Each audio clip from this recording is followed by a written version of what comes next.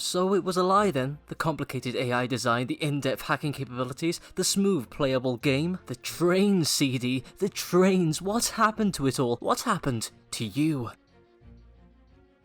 Playing the quiet game, are we? Fine, let's make it easier for you, huh? Let's take it back to the start and go through it all once again. Alright, from the very top, tell me what occurred during those fateful 9 years of development. Tell me about Cyberpunk 2077.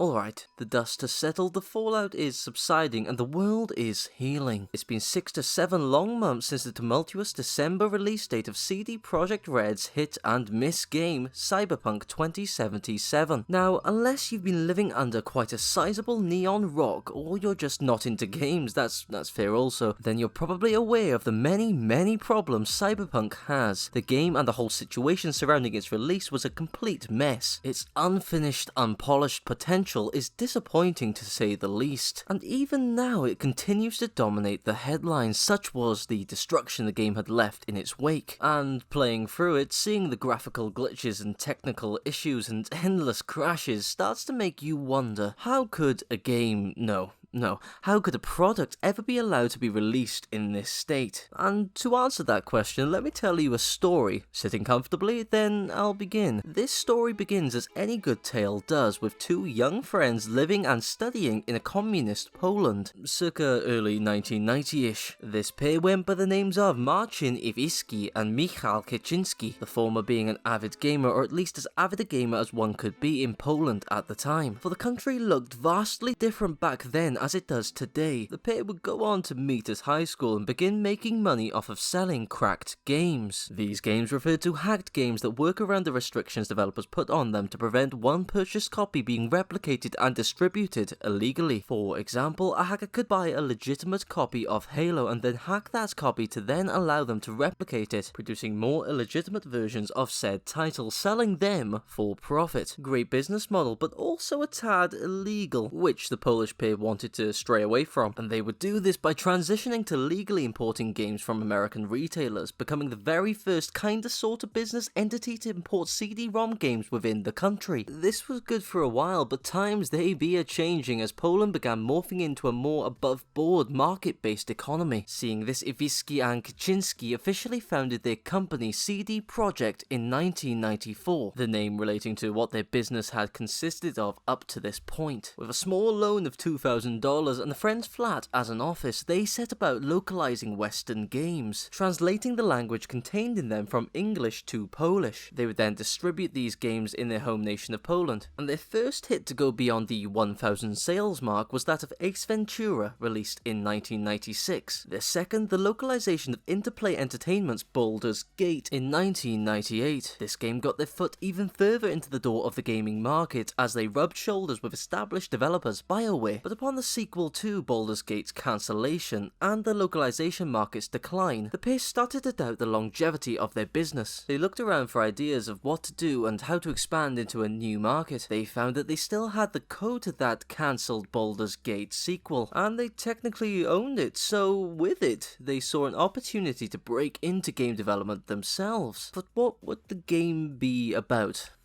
How about one of the most popular series of books in Poland at that time, the Wiedźmin series of books, or to you and I, The Witcher. One slight problem with that, though, they didn't have the legal rights to the series, and even upon acquiring those rights in 2002, another problem arose for the pair. They didn't actually know anything about how to make a video game, so learning on the fly, Iwiski and Kaczynski set up a video game development studio. This studio would need a new name, and that name would be CD Projekt Red, the addition of Red purely being added as a mere instrument to set the two branches of the company apart from each other. The reason behind the Red red colour being chosen all boils down to red being a cool and zany colour that represents a lot of things. Anyway, this development studio had a new office separate from CD Projekt's HQ in Poland, Warsaw. It had a new head of production, Sebastian Zielinski, and it had a new title already in the works by 2002. This top-down view Diablo-like game would not be the hit the studio were hoping for. They struggled to gain any financial support from any publisher. None would back the project even after seeing the demo for this project. This failure was felt throughout the company. It caused the new head of production to depart swiftly, the new office was closed, and the staff were moved back to Warsaw soon after. The game demo and much of the systems included in the project would be abandoned. The team would pick up what they could salvage and reverted back to the brainstorming phase of production in 2003. A further 2 years passed. Within said time, the inexperienced game development team would continue work on the game and would receive assistance from the aforementioned developer, BioWare. BioWare allowed CD Projekt Red to advertise their game next to their booth at the massively popular gaming event of E3 in 2004, while also licensing their Aurora game engine to the Polish company, which would allow them to make their own games using said engine. We could all use a little or a lot of help sometimes, people, and don't squander it. Use it to help yourself get into a better position, and that's what CD Projekt Red did here. They continued their efforts on this reworked game, but the development cycle wasn't without its problems. Originally, they had a 15-man team working on the title. This expanded to 100 as the game ran over budget. Difficulties pursued the company, such as the trial in translating the text from Polish to English, all the budgetary constraints, all the debt. But eventually, after all that, CD Projekt Red were ready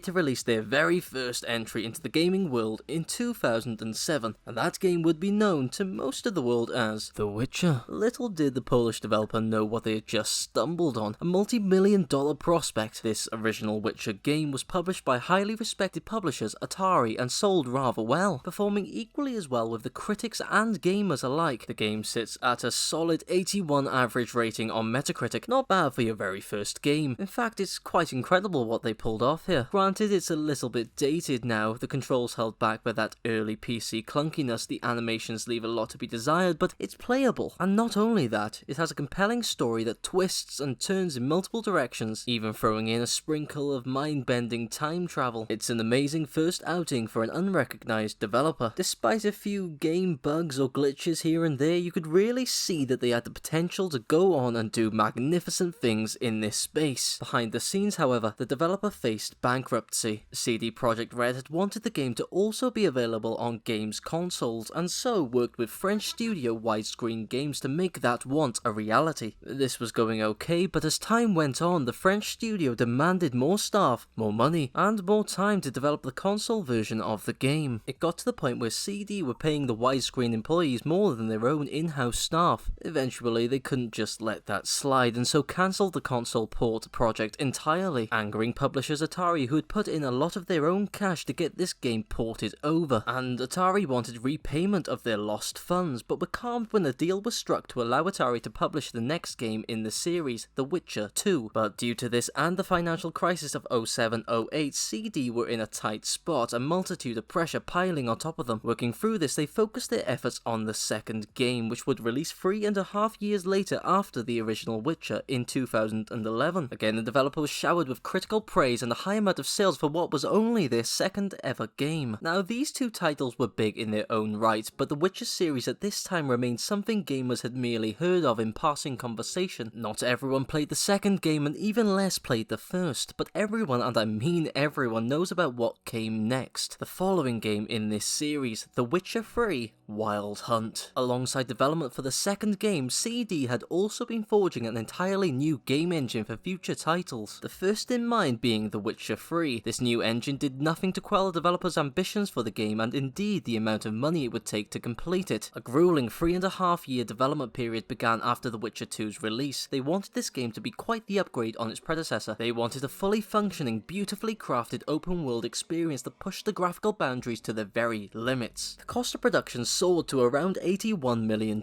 Crunch time followed, with the team putting in overtime hours to get the work done. Days and nights came and went for these developers as they painstakingly fine-tuned every single element to near perfection, unaware of whether their work would even pay off. This continued until May 2015, when The Witcher 3: Wild Hunt was released worldwide, and my goodness was it popular. 6 million copies sold in 6 weeks, giving the studio a $62 million profit in in just under 2 months. Well-deserved Game of the Year awards and incredible review scores rolled their way in through the developer's doors. The Witcher series had exploded into popularity and CD Projekt's Red stock had skyrocketed. Gone were the two kids selling shady cracked versions of games in family-run Polish stores, and in its place was a gaming powerhouse that was lauded and heralded as a company that could do little wrong. I was in this frame of mind also. I have played through The Witcher 3 multiple times, my total time spent with the title breaching 400 hours. CD Projekt Red had created something very special, a game that was universally loved and adored by gamers all over. Inadvertently though, they had been put on a pedestal and championed as the saviour of AAA gaming, the best of the best, and this perception certainly wasn't damaged when they released free additional content for the game along with incredibly well done DLCs. Spin-off games came in thick and fast and were relative hits with the fans, with a sequel, a potential Witcher 4 being clamoured for by both the public and the press. But CD Projekt Red wanted a little break from their flagship series. Yes, they wanted to create something innovative to switch up the genres a little bit with a brand new AAA massive game. Swap out the swords and steel for rifles and bullets, the horses for cars, the fantasy for the futuristic. And it all sounded and looked oh so amazing. And it should have been, but a storm was coming folks, and with it, just beyond the horizon, was disappointment and chaos. I hope you're taking notes because this is the story of how a praised king becomes a lowly criminal with one fell swoop,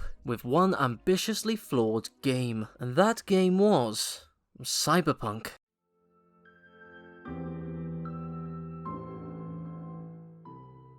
The idea behind Cyberpunk 2077 was relatively simple. Make something different. Different from anything the company had done thus far. This was proven further by Iwicki and Kaczynski taking less active roles in game development. They would move on to being more the spokespeople for the company. The Witcher 3's final major content would release in 2016, but funny enough, that isn't where the tale of Cyberpunk 2077's development begins. No, to find this beginning, we'll have to go all the way back to 2012. A year wedged in between the releases of CD Projekt Red's The Witcher 2 and The Witcher 3. For this is where the pre-production of the game truly started, and once again CD would draw inspiration from another established franchise, a 1988 tabletop role-playing game of the same name. Created by Mike Pondsmith, this game shares a similar aesthetic as popular groundbreaking pieces of media such as the live-action movie Blade Runner and the well-loved Japanese animation Ghost in the Shell. Growing up in communist Poland, and according to the creators of CD's Cyberpunk, all they had was the weight of the Iron Curtain and this one solitary Cyberpunk tabletop game. Needless to say, Cyberpunk 2077's creators were passionate about this game, and that passion led to an offer being made to Pondsmith in 2012 to become an official consultant to the game's production, an advisor if you will. Taking additional creative inspiration from both the 1994 existential horror game classic System Shock and Deus Ex from the year 2000, the developer pressed onwards with a very early brainstorming process. Now, most companies and game developers usually give it a teensy bit of time before they announce new projects, especially in cases where the game has only ever been considered briefly by said company for mere months. Not CD Projekt Red though, as of the 19th of October 2012. They released a teaser trailer containing the actual title of the game and nothing more. Yet, with The Witcher 3 still yet to be released and with them not being quite as popular due to this fact, this trailer went under the radar. This was around about the time where I was the most invested in all things gaming, news, trailers and otherwise, and I hadn't heard about it at all. No, the very first time I even had an inkling that this game existed was January 2013, when another trailer for the game dropped. This one had a little bit more substance, a beautifully animated CG trailer that set up the world of Cyberpunk more than anything. Still no gameplay, and that's because there was none to play. The game still hadn't made it past the early development stages. Nevertheless, with the hype just beginning to pick up for CD Projekt's The Witcher 3, this trailer got a lot of traction off of that game's back. The first few concrete details worked their way onto our screens at around this time also. The game would feature a dark future set in, of course, the year 2077, where advanced tech had presented itself as a double-edged sword for humanity. It was to be non-linear, designed for mature audiences, set in the mega metropolis of Night City. It would also contain some online multiplayer features, although these were rather shrouded with obscurity. With these rather specific and non-specific details, Cyberpunk was just teetering into view and slipping into the general public's consciousness. And then it faded again, as it was now time for the company to focus on marketing for the gigantic titan of a game, The Witcher 3. Cyberpunk took quite a few steps back from the limelight, allowing its cousin series to take center stage. And wow, did it take center stage. As discussed, The Witcher 3 was, whoa, it was big, massive, around the world. For a time, it had the most Game of the Year awards in history. Releasing in 2015, the CDProjektRed team focused 100% of their efforts into this game, and continued to support it with incredible DLC releasing the following year. And with all the marketing done, with the final expansion for The Witcher 3, Blood and Wine, being completed and available on all platforms, the time had finally arrived. It was now full steam ahead on their backburnered project, their sparkly new franchise, Cyberpunk 2077. Entering pre-production proper in the June of 2016, the CD Projekt and indeed the Cyberpunk teams would go on to grow and eclipse that of The Witcher 3's. And it's at this time where the first buzzword-laden details really started to trickle their way down to the masses via a plethora of exclusive interviews. Now company president Kaczynski in late 2015 stressing the importance and the necessity of the title being even more successful than the latest product. Kaczynski pointing to the fact that although it had been an example of a good investment, The Witcher 3 wasn't topping any sales charts. The head of the Polish gaming studio, Adam Badowski, saying in March that same year that Cyberpunk needed to raise the bar from The Witcher 3. It needed to be even better, even bigger, even more revolutionary. Now CEO Marcin Iwiski in September of 2016 labelling the title as more ambitious than The Witcher 3 on every single front. You've probably noticed the recurring theme here, you're a smart audience. CD Projekt Red wanted sales, they wanted progression from their previous projects, they wanted something more. The team focused their efforts on work for this game and committed to not talking about it too much until they had something tangible, something of worth to show off. The Polish developer tightened their ranks, closed the curtains to the rest of the world and hunkered down, with the determination to create something special, something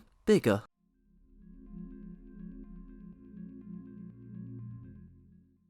It would be in 2018 where CD Projekt Red would resurface once again. 5 long years since that cinematic trailer in 2013. 2 years since there had been any word on the game at all. In that time they had worked on updating their game engine. They had been given a $7 million cash grant by the Polish government that they didn't need to pay back. They are quoted as using this money for hiring more staff to improve and implement 4 elements: city creation, seamless multiplayer, cinematic feel and animation excellence. The early prediction for the release date had came and went, some saying it would release in 2016, a few more thinking 2017, both incorrect, for Cyberpunk would need a little while longer in the oven. They had to get that optimization for the PS4, Xbox One and PC they've been working on since the start just right after all. Now we're in 2018 and 2018 was a huge year for the game as CD would go on to show off Cyberpunk at most major gaming events across the globe, starting with the mother of all gaming events, E3 in June 2018. Yes, at Xbox's showcase, Cyberpunk 2077 would rear its beautiful head once again with a brand new cinematic trailer. This one had a lot of substance to work through, world building, characters, vehicles, it was all shown off in all its CG glory. The crowd loved it and so did the folks back home watching from afar. Adding to this, a full uncut 50-minute gameplay demo was shown and demonstrated to the press behind closed doors at this event, but was not released to the public. Nonetheless, the press members that did see the demo were allowed to report on what they saw. Tell but don't show being in effect here. From these reports we got the real juicy bits of info we had been waiting for. The game strode away from the systems we saw in The Witcher 3. Cyberpunk would allow you to customize your characters, you can choose your life path which would affect your experiences in the world of Night City. You could choose various elements of your backstory like your childhood hero or a particularly big life event. The game was confirmed to be an RPG first-person shooter with gunplay being key to the gameplay experience. You have dialogue options to react to certain situations and engage in conversations with different characters, leading to branching storylines. Almost everyone has implants replacing flesh and blood with circuits and metal to enhance their abilities. The actual demo consisted of V, the main character controlled by the player, getting a mercenary job to find and retrieve a missing woman taken by a group called the Scavengers, and then they would get a further job to take someone out. All rather nifty stuff, all elements that the public wouldn't get to see until late August that same year, and there were no graphical glitches to be seen. Reportedly pre-orders who saw the demo and the cinematic trailer were blown away, as was the general public. This game looked beautiful, it had so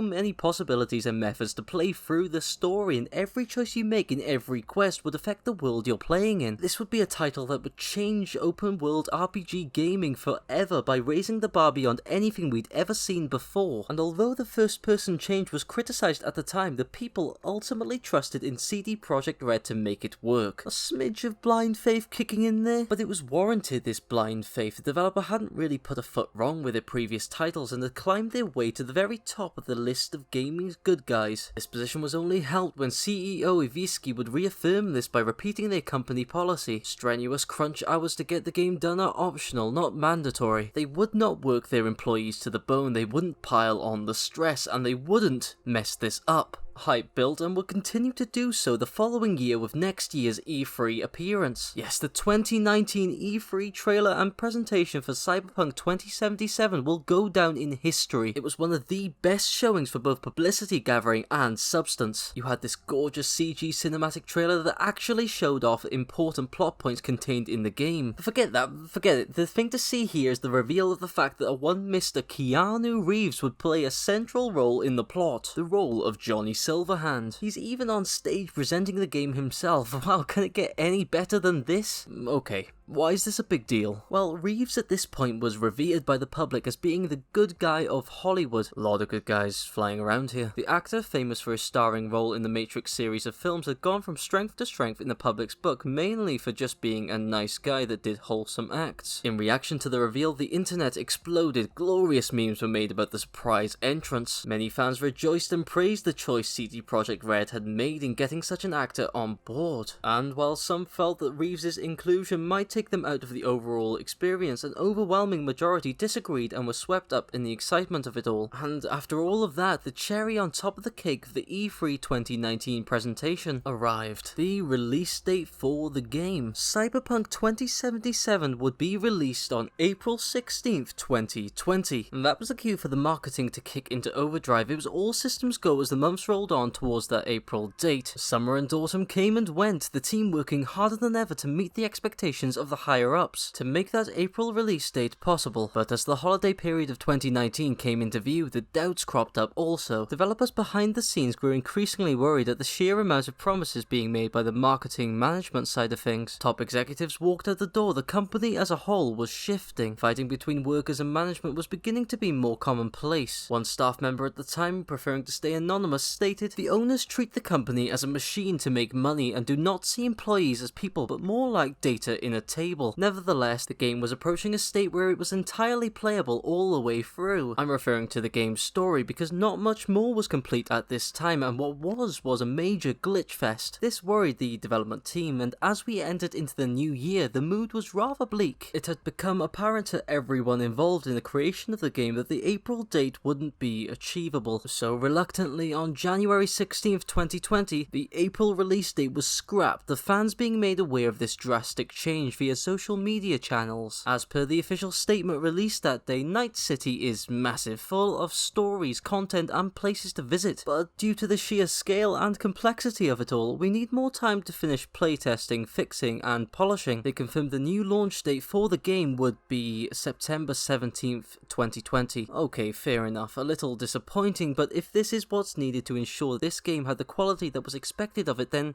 so be it. It's not like massive games hadn't had delays before this one, and if it means the CD Projekt Red developers could actually sleep comfortably with little stress, then this is the best outcome for all. Who likes rushed games anyway? A delay of 5 months was a little worrying, but more time in the workshop is almost always a good thing for the final project. The fan reaction was mixed, but all CD Projekt Red could do was continue with development and adjust their aim for the new September release. And it's about that time of the day where I really regret talking about this topic every time I do a video on new games. It's COVID time. The virus had well and truly swept across the world, bringing most industries to a halt, one of which being the gaming industry. The coronavirus delayed multiple games productions in this period, including Cyberpunk, which would on June 18th, 2020, announce a further delay to the game, pushing the release back to November 19th. Some dispute the pandemic as being the actual cause of the delay, CD themselves stating working from home during this period would have no adverse impact on the game's development. development. But it no doubt contributed to it. CD Projekt Red released another statement announcing this new delay, and according to it, the game was basically in a complete state now. All the main story and the side quests were fully playable, but they still needed more time to balance the gameplay, make it all make sense when interwoven together, and to fix all the glitches and bugs that were still present. To tide the fans over until this belated November date, the developer released multiple behind-the-scenes looks into both the actual game and the behind-the-scenes process behind its development. This series was called Night City Wire. These episodes surprisingly went a long way in sating the fans first for new Cyberpunk content. The delay would also hold an extra silver lining, because it now meant that the release of this game would coincide with that of the new generation of consoles, the PS5 and the Xbox Series X. CD planned to release updated versions for these consoles in 2021. People reacted positively, so the damage limitation job had worked well, but this second delay was rather worrying. The fact that they had admitted to still having such a long way to go on the quality control side of things possibly should have had the alarm bells ringing. This is not due to the amount of time and effort they are putting into finishing and polishing the game off. There's a famous saying in game development, 90% of the work goes into the final 10%. No, the real issue comes from the obvious disconnect between the people making the game and the higher-ups setting the target dates for the game's completion. Now, reasons for a game being delayed don't always have to be due to technical faults. More often than you think, the decision is made to delay the game to ramp up the media awareness, to get the people to talk about it. This isn't what happened here. Cyberpunk had enough publicity, it didn't need any more, so it was clear that something fundamentally was wrong with the planning and the communication in the company. Said breakdown in communication persisted when the game was once again delayed to December 10th, 2020. Another delay, another loss of trust in you and your game from your fans. And the problem with this one was the timing of the announcement. It came on October 27th, 2020, less than a month, just over 3 weeks away from the November date it was due to release on. People had made their preparations, booked their days off just in time for this November release. The Cyberpunk Twitter account had famously doubled down on this November date, reassuring fans that the game would definitely, positively release no later than that day in dull November. The multiplayer elements were cut from the game and delayed until after 2021 to save some time and effort. It was a little bit of a mess. But what's wrong with another month of waiting? What's the issue with that? Well, there are a few problems with it. The disappointment in the fans was tangible. Nobody actually believed the game would really drop on this newly given December release day. The trust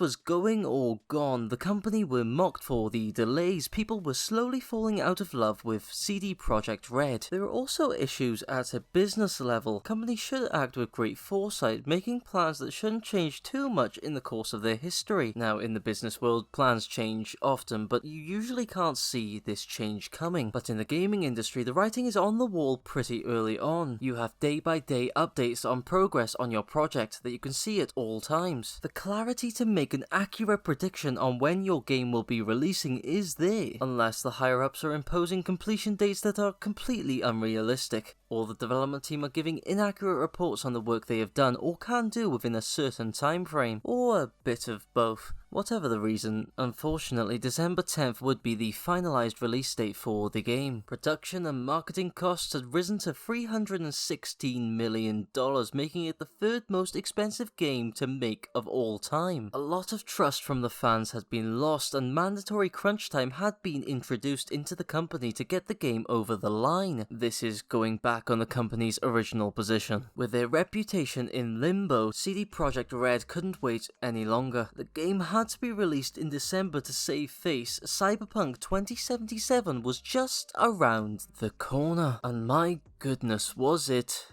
something.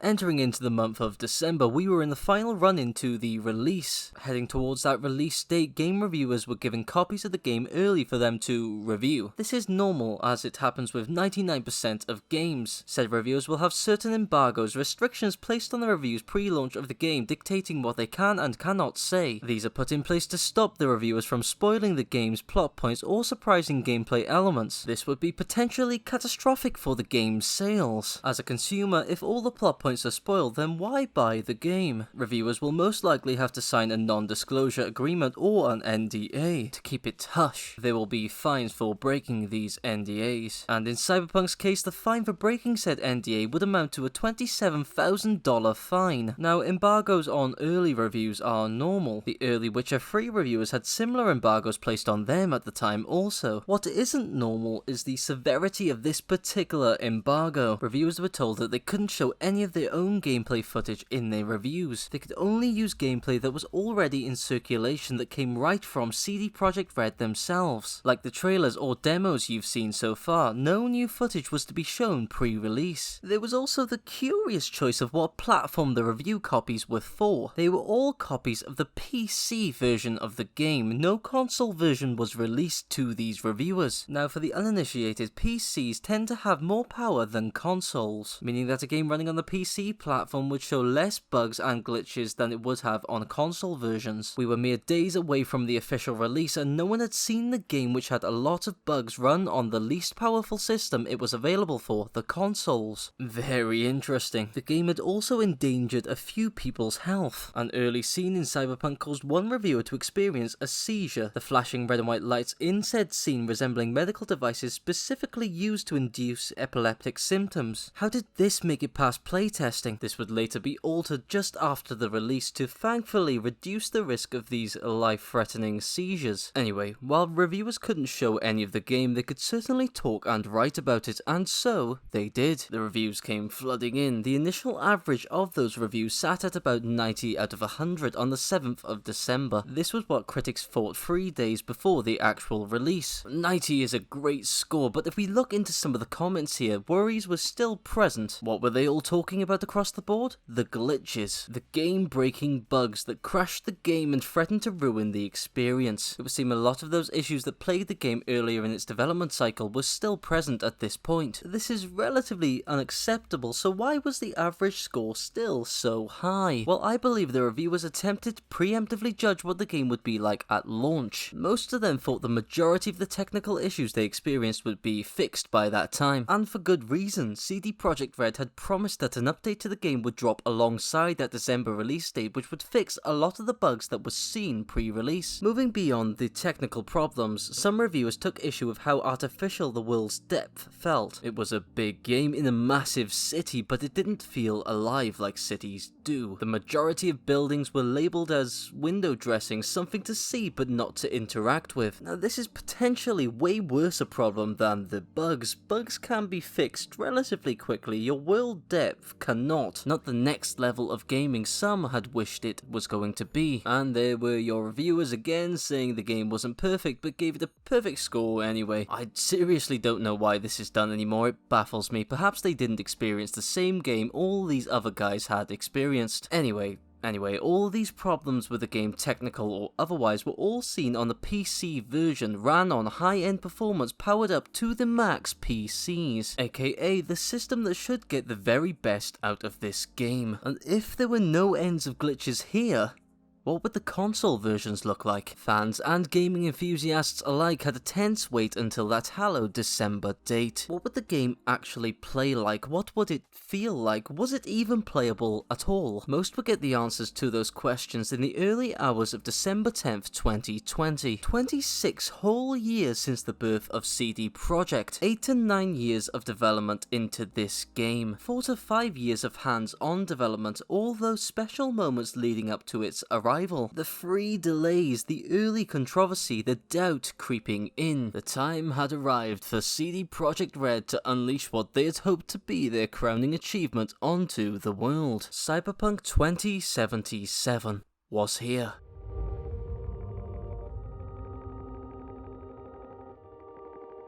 It was a cold winter's morning. The sun outside was obscured by the grey clouds below it. Tiny flakes of snow fluttered their way down from the sky to the ground. And everyone had just received their copy of Cyberpunk 2077. They had waited a long time, then a bit longer, but it was finally here on the PC on the scarce next generation of consoles, the PS5 and the Xbox Series X, and the now older generations PS4 and Xbox One. The physical game on consoles came with 2 discs, a data disc to be put in first to copy a lot of data across to your console of choice, then the main game disc used to play the game. Then came a hefty download including updates to sit through, but once that was done, the game could be played. The PC and the next generation of consoles were a little buggy, minor problems with crashing depending on who you ask, but the PS4 and Xbox One versions, well, they were something to see. I personally got the game for my PS4 at release. Remember, this is the console generation the game was originally optimized for, so with my first-hand experience, I'll take it from here. The game was playable, yes, for 30 minutes at a time. After said time, the game would then crash, kicking me out of it with an error message. My PS4 at this point in its life already sounded like a jet engine, but this game made it sound like a rocket ship taking off. And no other games gave my PS4 this much trouble, not colossal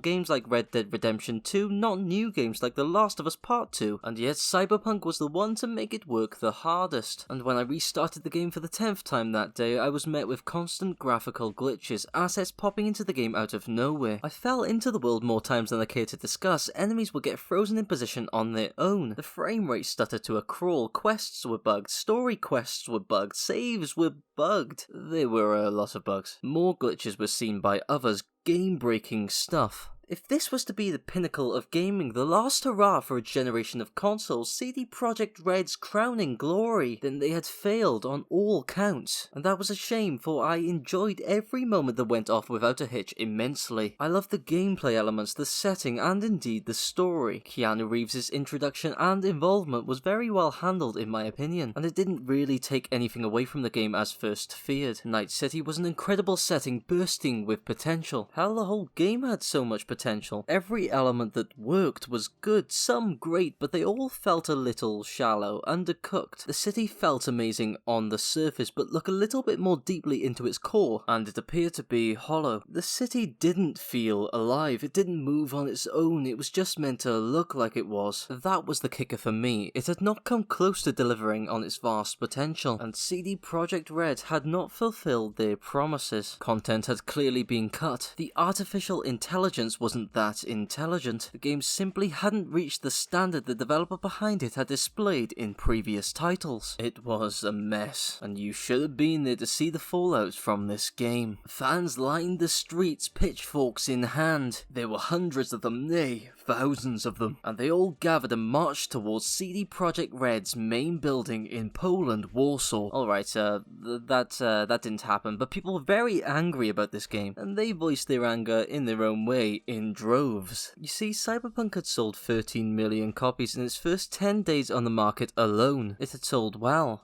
Very well, but that just meant there was a bigger army amassing against them. The bad reviews and scathing videos came in, until it grew into an overwhelming tornado of hate. The Cyberpunk team needed to respond, and they did with another statement. They apologized for not showing the game on the last-gen systems. They said they should have paid more attention to making it play better on the PS4 and Xbox One. They asked for the buyers for a chance for redemption, a chance to update and improve the game, but they were quite happy to refund any copies via the PlayStation and Xbox Online stores, or from physical game stores. If the customer was dissatisfied with the quality of the game, they could get a refund. Failing that, they should go directly to CD Projekt themselves for said refund. They also committed to improving the game via various updates starting a week after the release, continuing well into the new year and beyond. This did calm the public somewhat, but not enough. You see, as a person at a base level, you may want to accept this apology, especially one put in such a way, and that's your prerogative, but the fact remained that they had used deceit as a means to push the sales of their game, and whether they realised that they messed up majorly and apologised out of a good conscience or not, they still acted in a selfish way, knowingly. But this was the least of their troubles, as only 3 days after that statement, on the 17th of December 2020, Sony and PlayStation would offer refunds to everyone who bought the game through their store and completely remove it from said store until further notice. This decision was was backed by CD Projekt Red, the developer making assurances to bring the game back to the PlayStation Store as soon as possible. To this day, Cyberpunk has not returned to the PlayStation Store. A day later, it was confirmed that the game would remain on Xbox's online store, but it would have a bold message pop up warning potential buyers of the shortcomings the game possessed. Physical stores began offering refunds outside of their respective policies. Then the damning news articles followed. On December 19th, the New York Times stating that it was one of the most grave disasters in the industry's history. The Guardian calling the release a shambles. CD Projekt's stock fell by a full 9.4%. Then came the class action lawsuits, the first of which being filed in California on Christmas Eve. They were alleged to have made fraudulent claims pertaining to the condition of Cyberpunk 2077 with the intention of misleading investors. Fast forward to May 2021 and that one lawsuit had extended to a total of 4. CEO Marcin Iwicki would address the fans as personally as he could during COVID times. This was done in an open message to the fans on the 13th of January 2021. The CEO reaffirmed the priorly made apology for the game's state. He explained that they had underestimated the risk in optimizing the game for both the up-to-date PC and the out-of-date consoles. Testing had apparently not picked up the same issues the players had, and respectably, he fell on his sword, stating that management was responsible for the situation, not the development team. He then went on to present a detailed year-long update schedule, showing that the company was serious about trying to get this game in a solid state. Make of that what you will. And this is where we come to some sort of epilogue for this story. CD Projekt Red have, throughout 2021, worked on improving the game with various patches and updates, all of them centering around fixing of bugs and general quality of life upgrades. I don't know if this game can claw its way back into the public's good books, but there is precedent for this outcome. If we look at the case of No Man's Sky, that game was ridiculously undercooked at launch, and now, after some hard work by its team, it's making a triumphant return to gamers' hearts. Perhaps CD will follow suit, or they'll just forget this ever happened and return to working on the heavily rumoured The Witcher 4. As aforesaid, CD have pushed back the planned multiplayer element of the game, and have likewise delayed the PS5 and Xbox Series X updated versions to focus on making the game better for all. Those 4 class action lawsuits are due to be filed this month, June 2021, so we'll await the results of that and see what it could mean in the future. And that's it for now, but I do want to leave you with just one more thing. CD Projekt Red's Cyberpunk 2077 represents an important life lesson for us all, and that is to be a little bit more cautious with which corporate entity we choose to put our faith in. Now, I'm not saying we shouldn't applaud the companies that appear to be making all the right moves. I'm saying that the vast majority of a developer's best laid plans, their best intentions for their staff's well-being, and the evaluation of their fans' trust is likely to come under heavy scrutiny when the deadline is fast approaching. Companies live and die by margins, cash flows, and balancing the books, and no matter how a company dresses it up, staying afloat is their primary aim. And with the impressive enough sales figures for Cyberpunk 2077, CD Projekt Red will certainly achieve that. However, nigh on unrepairable damage has been done to their reputation. What was an ambitious, beautiful dream to start with slowly morphed into a horrifying, expensive nightmare. A nightmare caused by the higher-ups, inflicted on the workers beneath them. And within the grand story of this game, there are no winners to be found. Everybody lost. And yet,